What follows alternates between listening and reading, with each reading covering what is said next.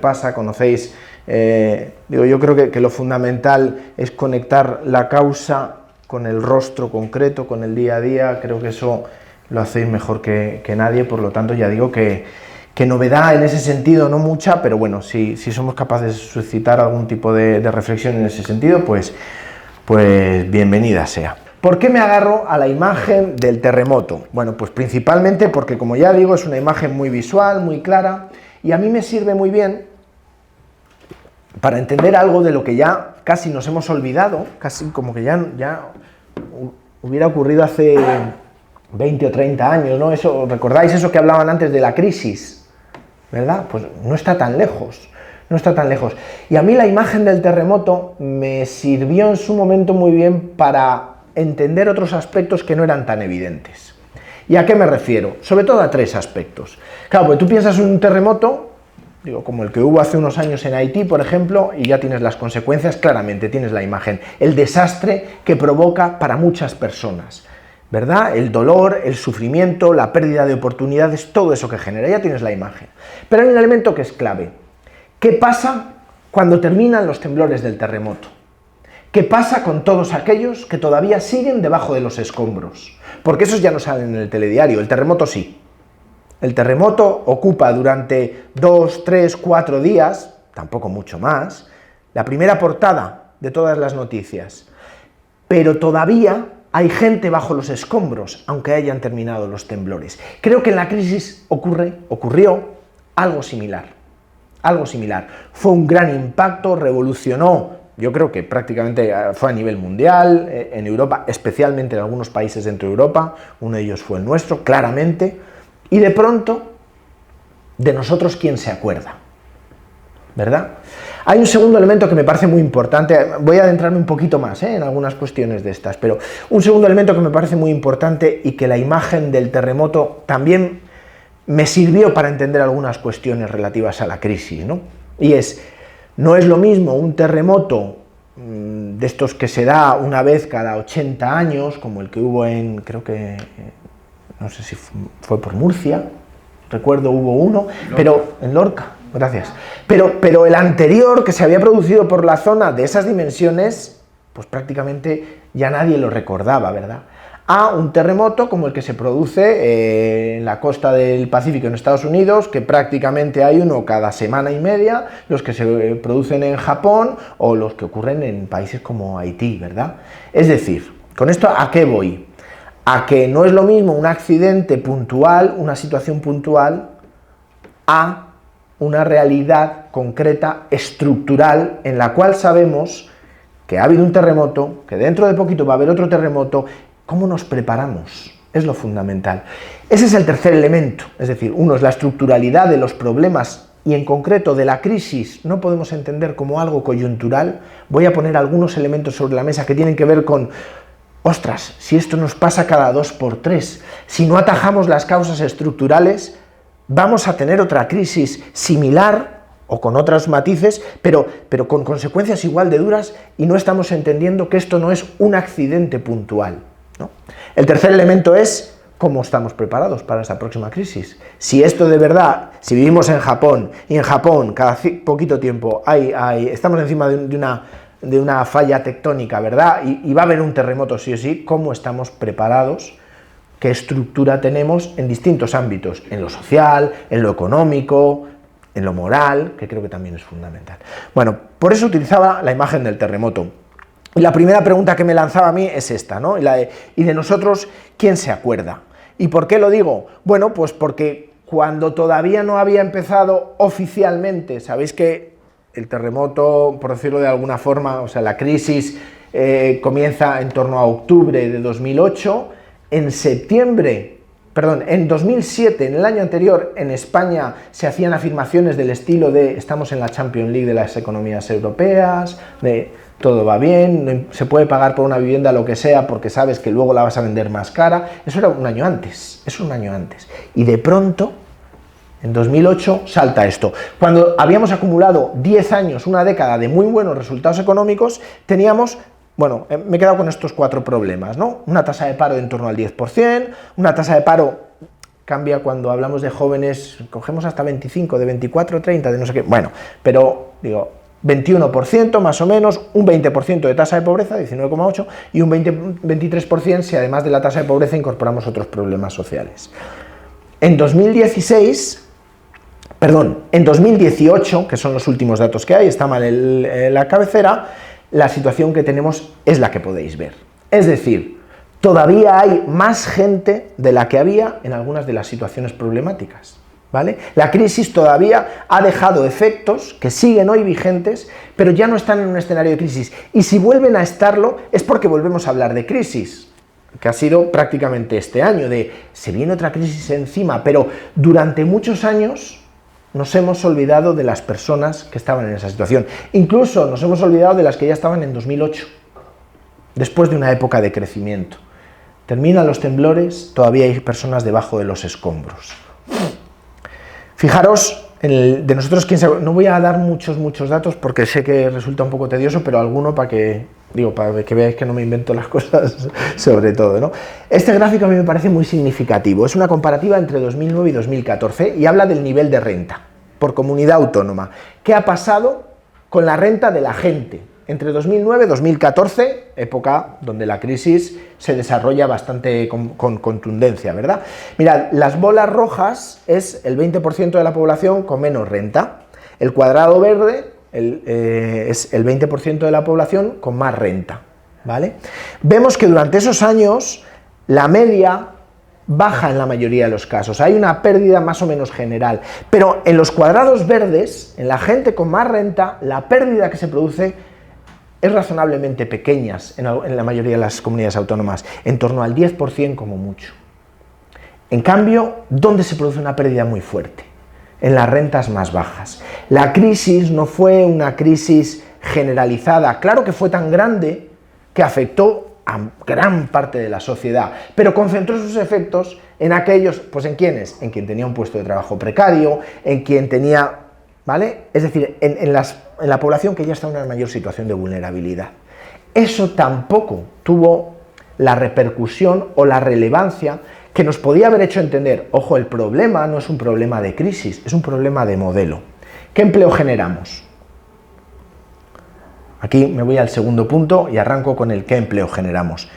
Nuestros terremotos no son terremotos puntuales, son terremotos que se reproducen porque tienen que ver con que estamos en una zona de riesgo, aunque nuestro modelo social cultiva de alguna forma el riesgo social y económico. Incluso en la época que generamos mucho empleo, ¿qué tipo de empleo generamos? ¿A qué lo vinculamos? Pues lo solemos vincular a la construcción, lo solemos vincular al turismo. Ojo, que está muy bien, que genera mucho empleo, que hace posible que muchas familias tiren durante un tiempo. Luego pongo la parte crítica a esta afirmación. Pero sabemos que es un empleo que apenas genera valor añadido y que es un empleo muy vulnerable ante los cambios de ciclo económico. Cuando hay un cambio de ciclo económico o una crisis a nivel global, en nuestro país, ¿dónde se manifiesta muy concretamente? ¿En qué sectores del empleo? En esos dos. Cuando nos vienen bien dadas, crecemos en sectores que son muy frágiles y muy vulnerables ante los cambios de ciclo económico. Mirad, decía antes, entre 2000 y 2007 generamos más empleo que la media europea y generamos mucha más riqueza que la media europea. Es decir, estamos haciendo las cosas aparentemente muy bien. Las cosas iban bien. Recuerdo esa afirmación porque a mí me impactó. En 2007 nuestra economía estaba en la Champions League, creo que fue esa la expresión, en la Champions League de las economías europeas. Se generan, ya digo, cerca de 5 millones de puestos de trabajo en un periodo razonablemente corto. ¿Qué ocurrió también en esa época? ¿Qué ocurrió en esa época, entre 2000 y 2007, que nos permita entender por qué, si en 2007 todo decía que éramos fantásticos, y en 2008 tenemos una crisis que nos golpea, ya digo, junto a Italia, Grecia y Irlanda, algún otro país, nos golpea de una forma como muy contundente, ¿no? Bueno, pues que de esos 5 millones de puestos de trabajo, 3 millones de puestos de trabajo eran puestos de trabajo precarios, que protegen poco, que además se entiende muchas veces, mal entendido, que es un empleo trampolín. Es verdad que puede que para un sector de la población, y estoy pensando en población joven con un nivel de estudios determinado, puede empezar su carrera profesional en un empleo precario y ascender. Pero para la mayoría de la población, cuando entra en un empleo precario, 7 años después, digo, hay estudios con datos del Instituto Nacional de Estadística, 7 años después sigues estando en un empleo precario. No son empleos trampolín, son empleos trampa para gran parte de la población. No podemos crecer, no podemos basar nuestro sistema de reparto y de creación de riqueza y de reparto de esa riqueza en empleos que son claramente precarios, que, como decía antes, que protegen poco y protegen mal y que son muy vulnerables ante los cambios de ciclo económico. Fijaros, el 44% de la población en esos años, 2000-2007, el 44% había experimentado algún episodio puntual de pobreza relativa. No quiere decir que el 44% estuviera en pobreza dramática, no, pero que había un grupo importante de nuestra sociedad, digamos, caminando sobre una capa de hielo que creía que era muy gruesa y era mucho más fina, porque nuestros déficits son estructurales, son problemas estructurales. Al primer golpe de calor, ¿verdad?, la capa de hielo hizo mucha gente que se viniera abajo. Al final, no entendemos bien la crisis y no entendemos que nuestro modelo de integración es un modelo de integración precaria. Y lo dijeron nuestros obispos en 2015 en la instrucción pastoral Iglesia Servidora de los Pobres, ¿no? Parecía que el crecimiento económico, hacer la tarta más grande, iba a ser suficiente para resolver todos nuestros problemas. Y parece que no. Parece que hay que ver cómo se reparte la tarta, no solo que se haga más grande, y qué ingredientes lleva, porque a lo mejor la tarta, ¿verdad?, pues aunque te tomes un pedazo pequeño y un pedazo grande, no es muy saludable, ¿no? Hay cuestiones que yo creo que son claras, y además que es necesario que hagamos una cierta autocrítica. Digo, está muy bien identificar los problemas externos, pero no hay un cambio de verdad hasta que no identifiquemos también los internos. Creo que en general, ¿no?, en la vida, pero en lo económico también, ¿no? Cuestiones, ya decía antes, ¿cuál es nuestra tendencia a crear, qué tipo de empleo creamos, cuándo creamos empleo, la brecha en educación e investigación, fraude fiscal, corrupción, economía sumergida, regresividad fiscal? Yo creo que también deberíamos hacer autocrítica en otras cuestiones que son estructurales y que tienen que ver con cuestiones morales. ¿Cómo somos como sociedad éticamente? ¿Cómo somos como sociedad? ¿Cómo resolvemos determinadas problemáticas? ¿Cómo queremos ser? ¿Conforme a qué valores? Bueno, yo creo que también ahí hay una reflexión que para mí va más allá de lo coyuntural y de lo puntual, sino que tiene que ver con lo estructural, ¿no? Y luego el tercer elemento que mencionaba el terremoto es, bueno, vale, ya está, ya ha terminado todo. Sabemos que estamos en una zona de vulnerabilidad, es decir, que podemos tener otra crisis, pues, prácticamente cuando se dio por finalizada en 2014, 2015, podíamos haber hecho la reflexión. Bueno, es muy probable que en 10 años tengamos otra crisis. La anterior crisis a esta fue la de las tecnológicas, la del 93-94. Es decir, cada 10-15 años tenemos una sacudida de estas, ¿verdad? ¿Cómo estamos preparados para la nueva sacudida? ¿Hemos fortalecido aquello que o al revés, o hemos quitado mecanismos de protección,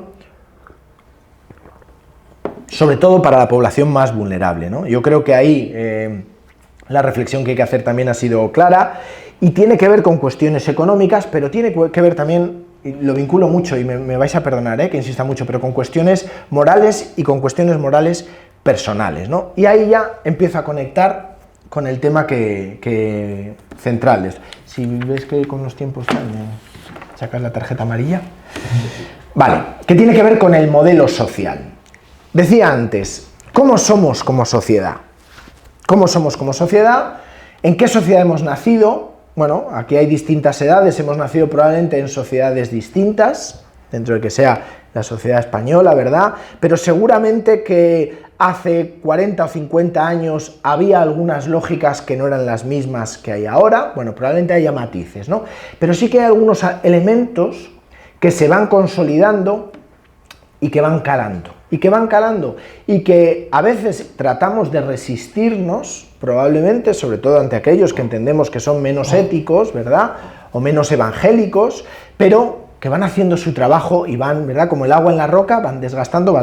Bueno, pues sobre alguno de ellos sí quería yo como poner la llamada de atención, ¿no? Si servía como reflexión o como provocación. Uno que tiene que ver con una sociedad que nos invita a, y pongo individualismo y no autonomía, lógicamente, no algo positivo, sino algo negativo. ¿A qué me refiero en concreto? Pues quizá la forma de explicarlo más clara sería una sociedad en la que cada uno es el responsable o debe ser el responsable de garantizarse su propio bienestar. Y eso, aparentemente, hay una parte que está muy bien, porque es verdad que el ejercicio de responsabilidad que tenemos que hacer es fundamental. Creo que toca de verdad, deberíamos interpelarnos a hacer un ejercicio de exigirnos más individualmente y como sociedad. Pero cuando la invitación es exclusivamente a que cada uno, a que cada persona sea el garante de su propio bienestar, el problema lo tienen especialmente los más vulnerables, ¿vale? Yo ahora tengo un hijo de 10 años, lo comentaba antes. Cuando ha sido más pequeño, imaginaros, si él es el responsable de su propio bienestar y yo soy el responsable de mi propio bienestar, ¿quién va a salir perdiendo? Luego, dentro de unos años, probablemente sea al revés. Pero el más vulnerable, quien está en una situación de mayor vulnerabilidad, lógicamente necesita, si queréis lo digo así, necesita de la comunidad. No podemos empujar, llevar todas las responsabilidades últimas a cada individuo exclusivamente, hago mucho énfasis en el exclusivamente, porque la frase iba bien, pero el exclusivamente es lo que marca el matiz, especialmente cuando hay población que está en una situación de vulnerabilidad, de dificultad, con menores oportunidades, ¿vale? Y lo vinculo muy rápidamente y ahora pongo algún ejemplo, ¿no?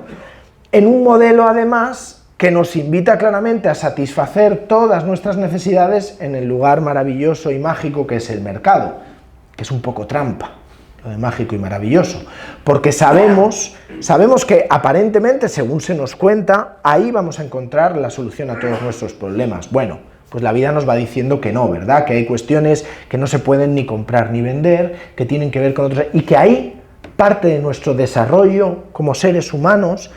El término felicidad, podríamos dedicarle todo, por eso no lo utilizo mucho, digo, que creo que la gente debe ser muy feliz, pero bueno, que eso es un ámbito que podríamos debatir bastante, pero el desarrollo de todas nuestras capacidades como seres humanos no se puede centrar, no se puede dar exclusivamente en el mercado. Pero parece que sí, que es que si tú eres capaz individualmente de comprar lo que necesitas, ya está todo resuelto. ¿A quién deja fuera? Las dos lógicas. Os pongo algún ejemplo, ¿no? Empiezo con el ejemplo y ahora vuelvo aquí. El tema de las pensiones. El tema de las pensiones, que yo creo que es un tema que va apareciendo muchas veces en los medios de comunicación.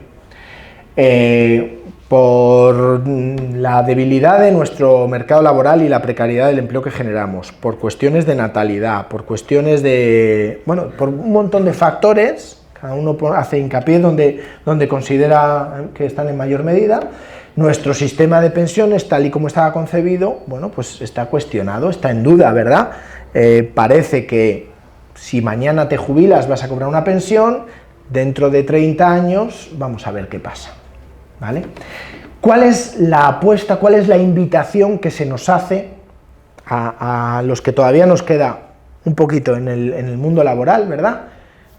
¿Qué debes hacer para asegurarte que vas a tener esa pensión? Bueno, por supuesto trabajar, pero por si acaso, hazte un plan privado de pensiones.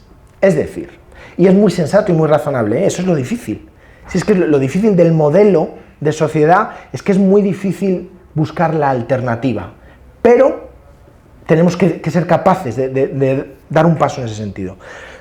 Es decir, tú, solo por tu cuenta y en el mercado, garantízate que vas a tener una pensión, porque no hay muchas más alternativas a día de hoy, y yo busco, y es verdad que no encuentro muchas más, pero ¿qué pasa? Imaginaos a la gente, y me permitís, que vaya a Cáritas, a cualquiera de los espacios en los que estáis, a pedir ayuda, a pedir apoyo, porque está pasándolo fatal, porque lleva pasándolo fatal mucho tiempo. Le tenéis que decir, ahora vamos a enfrentar esta situación de esta manera, pero además, ve ahorrando para hacerte un plan de pensiones.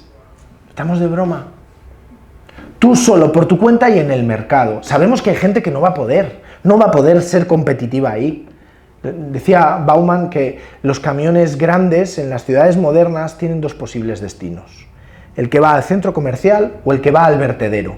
Sabemos dónde va mucha de la gente a la que estáis acompañando día a día. Va en el camión del vertedero. No es competitiva en el mercado laboral. Por su cuenta, sola, no va a poder. Probablemente ninguno de nosotros vamos a poder desarrollarnos plenamente solos, seguro. El espacio de la comunidad creo que es necesario para todos y para todas. Pero para algunos es su vida diaria, inmediata, lo que se está jugando, si lo tiene que resolver de forma individual y en el mercado, ¿no?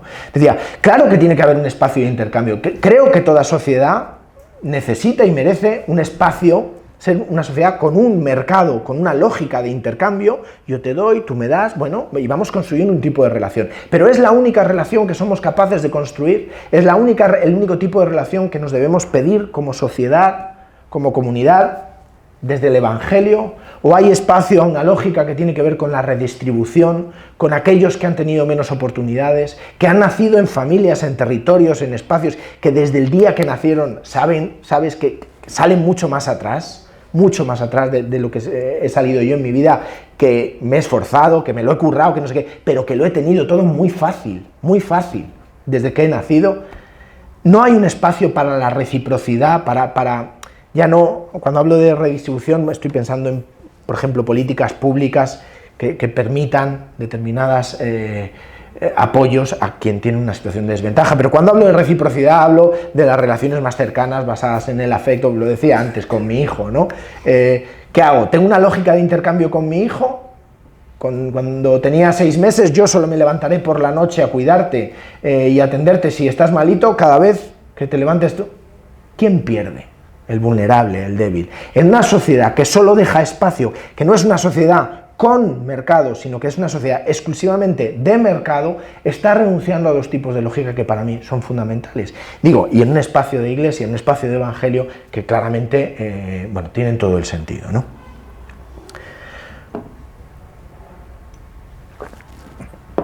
Un modelo de sociedad, en cierta medida, hedonista. Y lo explico porque, claro, cada término puede llevarse a muchas interpretaciones. A mí no me parece en absoluto, no tengo ninguna pega con que se disfrute mucho de la vida, todo lo que se pueda disfrutar. Yo, pensando en mi madre, ¿no? Mi madre tiene cerca de 90 años, ha tenido 7 hijos, os podéis imaginar todo el tiempo libre que ha tenido la mujer, ¿verdad?, a lo largo de su vida.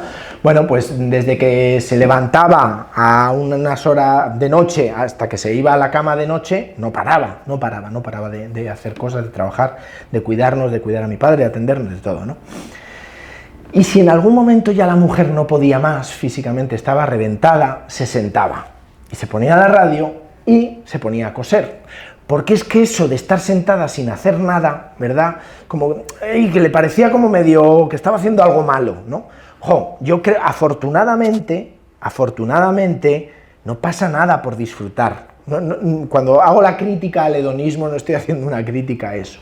Lo que sí estoy haciendo somos una sociedad que nos cuesta, que en ocasiones no nos merece la pena renunciar a nada, por nada ni por nadie. Y ahí sí hay un problema.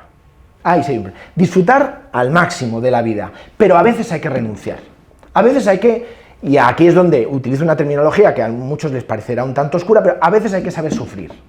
Y no solo por los problemas que tú tengas, sino por los problemas del de al lado. Ese elemento es lo que creo que también nos hace humanos. Y es lo que desde luego también nos hace gente de evangelio. El saber sufrir no solo por mis problemáticas, sino por las que tiene él. Y renunciar a cosas. Y nos cuesta. El recorrido que se ha hecho, de alguna forma hemos pasado hace tiempo de admirar al mártir. El mártir es el que daba su vida, el que renunciaba a algo por ser coherente con sus valores, con sus creencias, con el estilo de vida por el que apostaba, por su fe, por lo que fuera, ¿no? Bueno, eso ahora se ha dado un paso y ya no es el mártir, es el héroe. El héroe también da la vida, imaginemos las películas típicas de héroes, es el que muere también al final de la película, pero consigue el éxito, porque ya no es la vinculación a tus valores lo que le da sentido a tu renuncia, es el éxito. Cuidado, el cambio es importante. Si no tienes éxito, la coherencia con tus valores empieza a no tener tanto sentido. Bueno, pues del mártir al héroe, del héroe a la celebridad, aquel que consigue el éxito y no tiene que renunciar a nada. Ese es el modelo de referencia. Y ahí sí que hay una llamada de atención, insisto, disfrutemos de la vida al máximo, que esa no es la pega. La pega es que hay que saber renunciar a veces. Hay que renunciar y no solo por tus problemas, sino por los que tiene tu hermano o tu hermana. Un modelo de sociedad también virtual, y cuando digo virtual me refiero a la imagen. La imagen tiene su valor, es verdad, si tú vas por la calle y tienes un problema y ves a un tipo vestido de policía, pues esa imagen te da datos, te da información que en momentos determinados te viene muy bien, ¿verdad? Y acudes a él si lo necesitas, pues fenomenal. La imagen, pero el uniforme de policía no le hace a él policía, no le convierte a él en policía. Podría ser un disfraz, podría ser cualquier cosa. ¿A qué me refiero con esto? La imagen da información, la imagen no puede sustituir al contenido. La imagen no puede sustituir, sobre todo cuando hablamos de cuestiones que son morales. Una democracia, por ejemplo, no es muy democrática por tener aspectos democráticos muy bien trabajados. Se vota cada 4 años o cada 2 semanas, depende, ¿verdad?, de la época, no. Está todo absolutamente procedimentado, reglamentado, impecable. Pero como sociedad hay gente que sabemos que nace en unas familias que no va a tener oportunidades y que va a morir en esas mismas familias sin esas oportunidades. Ostras, perdón, igual esto, digo democrático, no sé si es el término, pero me entendéis a lo que me refiero, ¿verdad?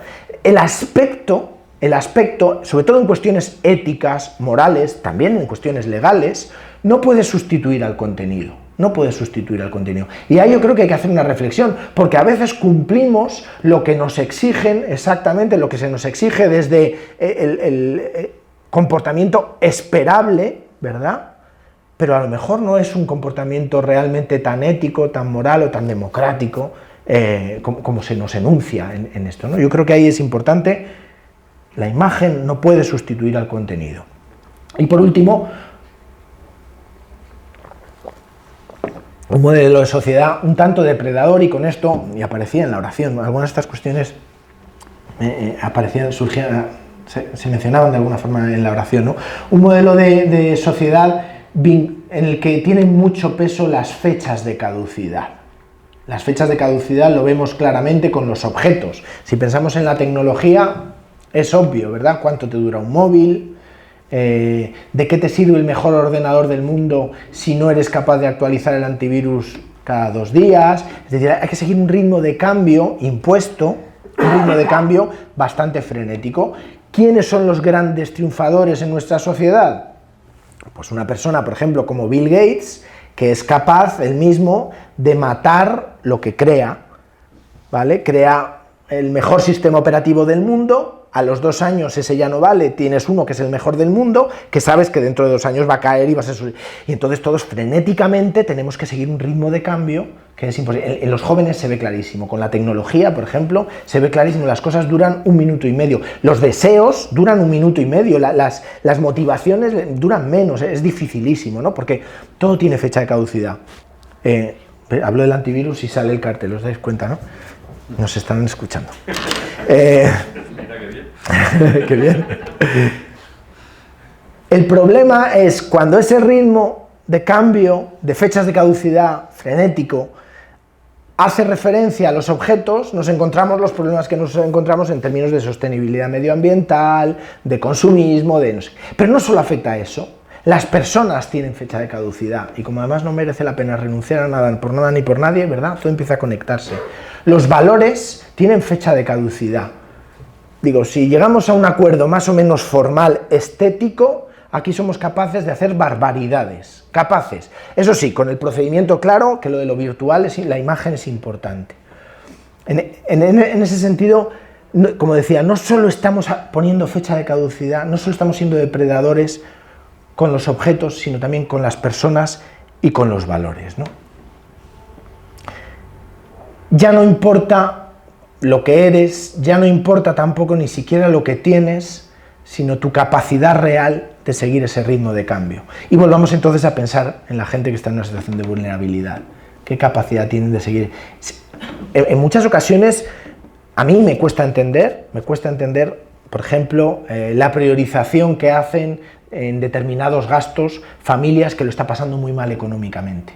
Tiene que ver en parte con esto, no solo, pero tiene que ver en parte con esto. Porque a lo mejor comer menos sano y muy baratito es mejor si eso nos permite comprarnos no sé qué cosa, que desde fuera dices, pero si eso es absurdo, si eso es secundario, pero ¿cómo te gastas esto en tu hijo si no sé qué? Bueno, porque lo que se nos impone es un ritmo frenético del cual sabes que si te quedas fuera te toca el camión del vertedero, no tienes opción de ir al otro, ¿no? Entramos en los retos.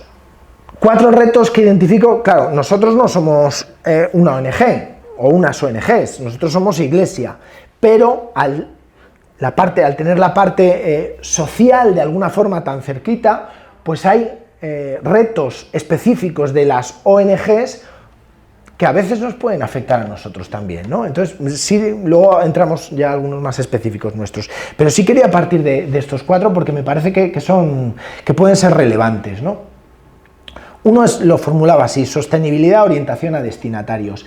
Tenemos que tener claro cuál es nuestro sentido, nuestra vocación, nuestro origen y nuestro destino de trabajo. Todo eso, en todo momento. Porque si no, corremos el riesgo de convertirnos, y me da igual, hablo de la gran institución, de la iglesia, o hablo de un grupito pequeño de voluntarios en no sé dónde. En la dimensión que sea, corremos el riesgo de ser, de existir y de trabajar para nosotros mismos, ¿vale? Y de la autorreferencialidad. Y ahí tenemos un peligro grande. Yo lo he vivido hace poco, por ejemplo, cuando una subvención importante se caía y dejaban de entrar esos ingresos, y la gran preocupación era ¿qué hacemos? Porque ahora entonces algún compañero se va a tener que ir a la calle, no va a poder seguir trabajando, y es un problema, y es un problema gordo. Pero quizá la primera preocupación no debería ser ¿qué dejamos de hacer por ese dinero que ya no entra para la gente que más lo necesita? Porque estoy seguro de que mi compañero o yo, si me voy a la calle, voy a tener alguna oportunidad todavía en el mercado laboral. Pero para quienes trabajamos tiene muy poquitas. Algunos nos llegan en la última o en la penúltima, lo sabéis bien. Es decir, creo que es importante no olvidarnos del sentido de nuestro trabajo y del destino de nuestro trabajo, ¿verdad? Para no caer en la autorreferencialidad y por lo tanto a veces en la autocomplacencia también, ¿no?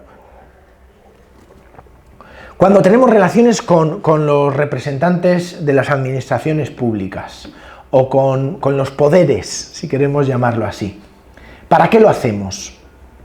¿Cuál es el contenido?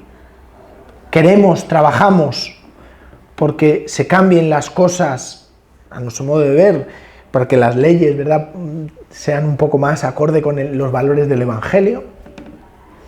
¿O lo hacemos para fortalecernos? Otra vez lo mismo, la idea de fortalecernos como grupo, como institución, como la autorreferencialidad de nuevo, ¿no? Luego, yo hay una cuestión que las dos últimas están muy conectadas, ¿no? La adaptación individual o la transformación estructural. De toda la gente, me perdonáis, claro, mi referencia es Cáritas, entonces muchos ejemplos los conecto por ahí, pero espero que sirvan para todos, ¿eh? De toda la gente con la que me relaciono como Cáritas, que hay pues desde las personas a las que atendemos, los voluntarios, los compañeros de trabajo, la administración pública, los medios de comunicación, las empresas donantes, los sacerdotes, bueno, hay un ámbito muy amplio, ¿no?, de personas. ¿A quién le pido, entre comillas, a veces hasta le exijo cambios? ¿Solamente a los más vulnerables? ¿Los otros no?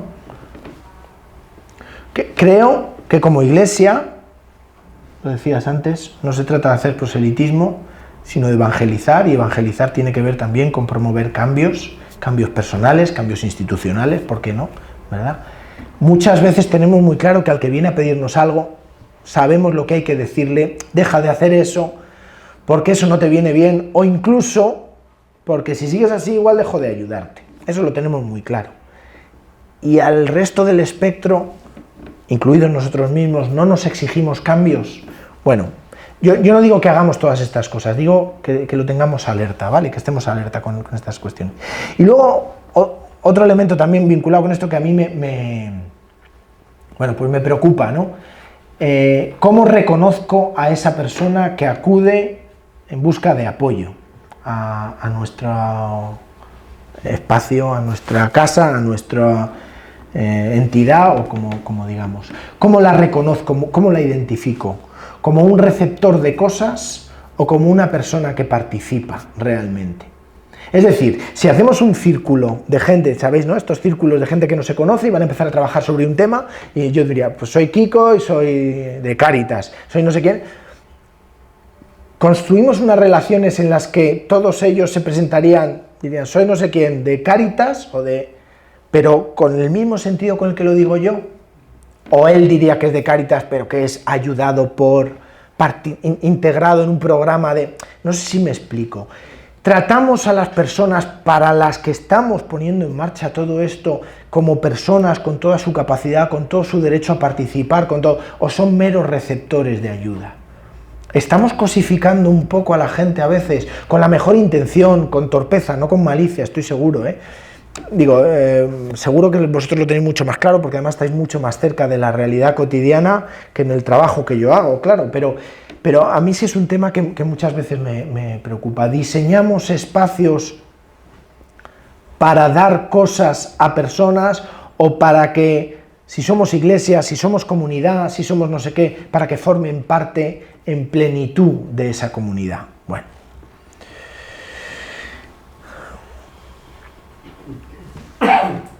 Algunas cuestiones, y con esto ya terminaría, ¿vale? ¿Sí? Vamos bien.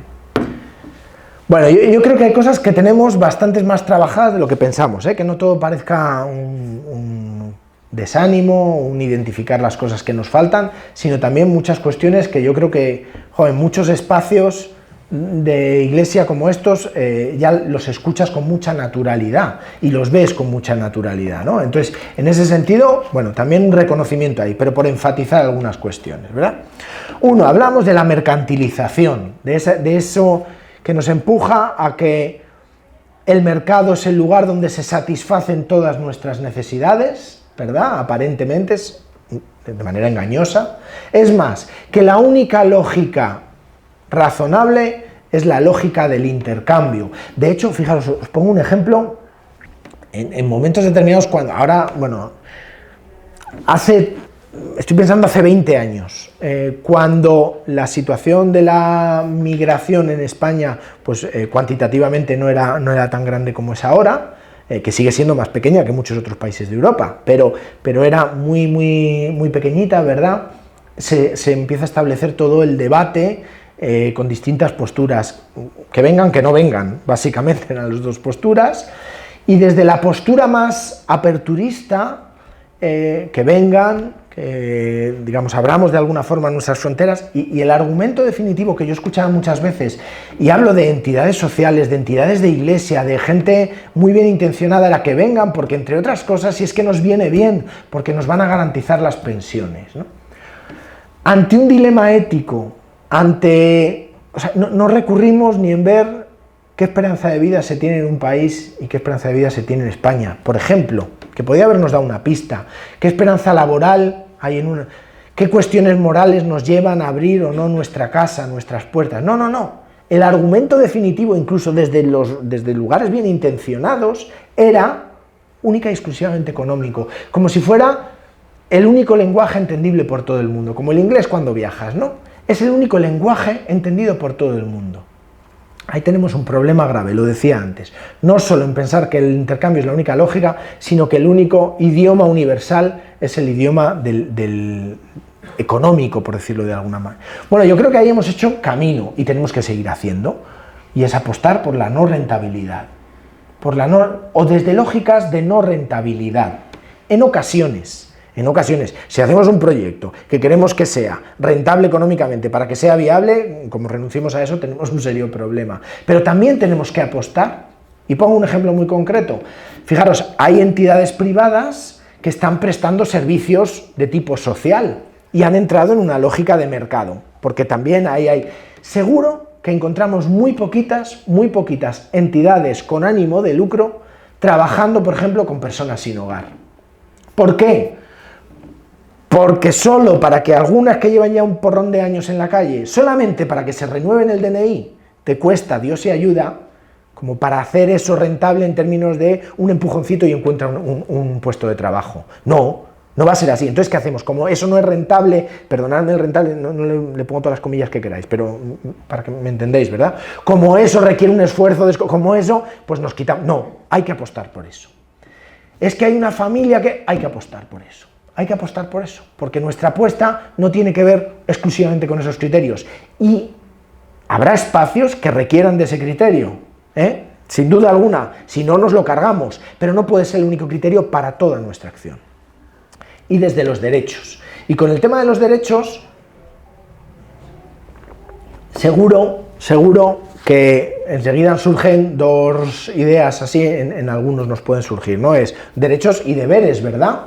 O derechos, es que todo es un derecho ya. Bueno, matizo a lo que me refiero.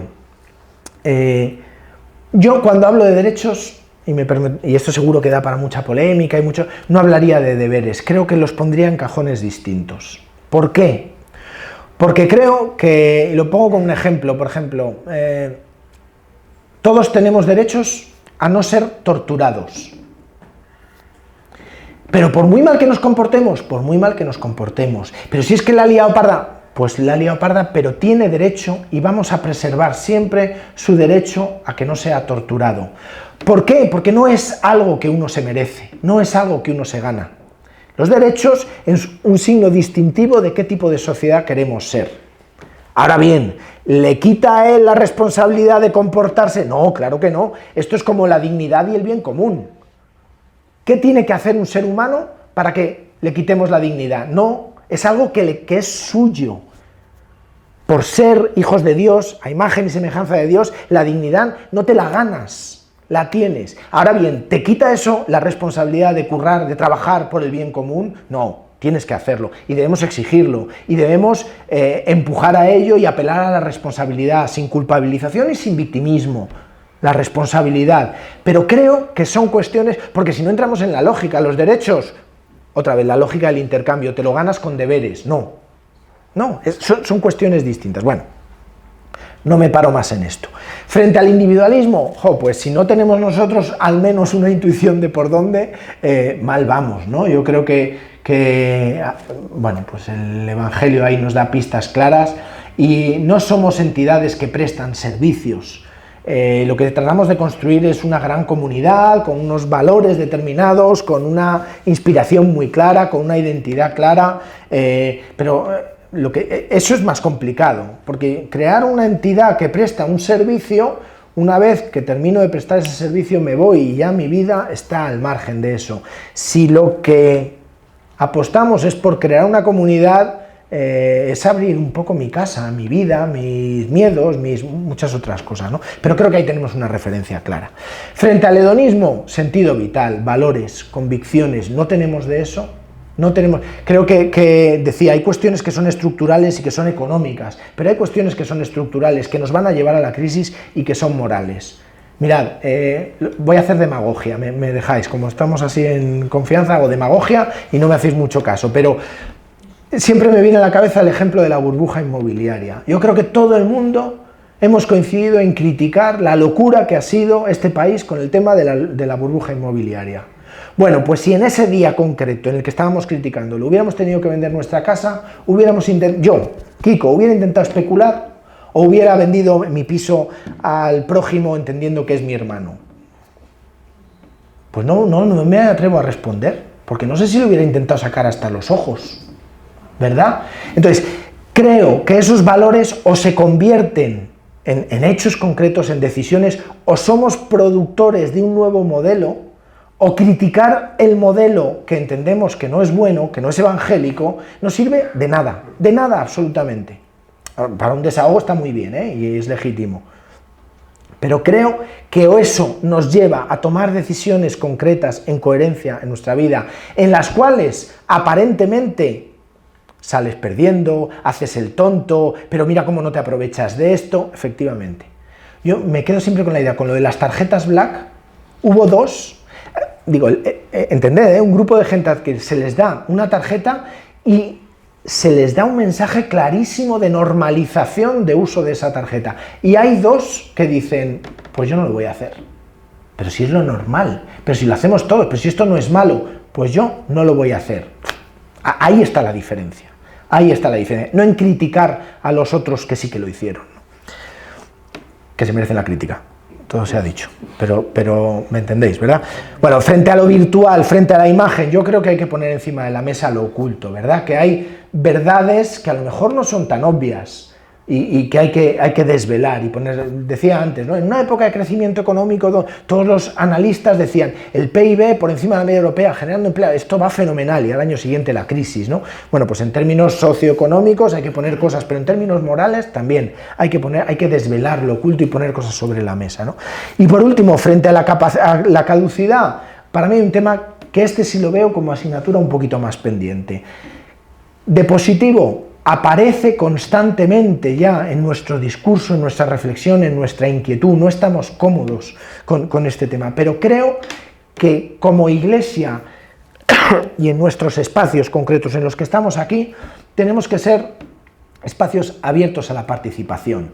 Y eso es difícil, primero porque tomar decisiones y apostar y construir cosas conjuntamente con cualquier ser humano es difícil, así. Es difícil, creo que es la maravilla. Yo no me he encontrado momentos o aspectos más positivos en mi vida, ni personal ni laboral, que aquellos en los que ha sido construir algo con otra gente. No ha habido nada más apasionante. No me he encontrado problemas más difíciles de resolver que no vengan de la relación con otras personas, también lo digo. Entonces, lo de la comunidad no es fácil, pero creo que ahí tenemos un espacio y la participación lo tenemos como asignatura pendiente.